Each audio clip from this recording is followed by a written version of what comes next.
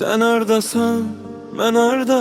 Xəritəmiz ayrı-ayrı, eyni qatarın vaxonu sanki. Telefon susur, gözlərim yazır. Oxunmamış sözlər kimi dilimdə ilişdim qalıb. Sen hardasan, mən harda. Eyni yuxunun iki yarısı. Xatirələr gəlir yuxularımıza, gizlicə yazır adlarımızı. Sen hardasan, mən harda. Nəfəsin deyirsə hər havasına, xatirələr gəlir yuxularımıza. Oyananda qaçır barmaqlarımdan.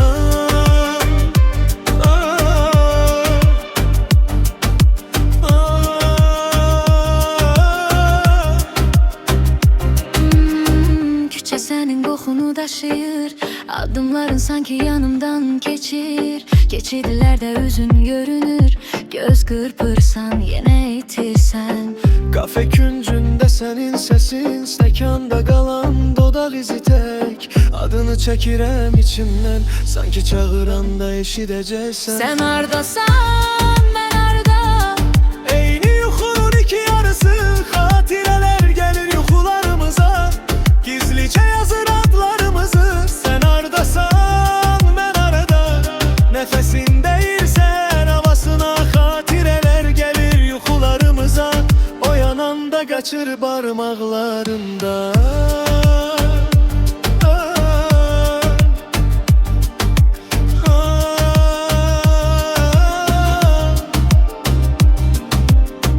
Baxma belə uzaq görsənirəm, bir salama gedər məsafəm. Qürurumuz dar küçe kimi, iki maşın sığmır içinden. Sen hardasan, mən harda. Eyni yuxunun iki yarısı, xatirələr gəlir yuxularımıza, gizlicə yazır adlarımızı. Sen hardasan, mən harada. Yine dönürük eyni suallara, xatireler gelir yuxularımıza. Bəlkə də qayıdıb barışmağa.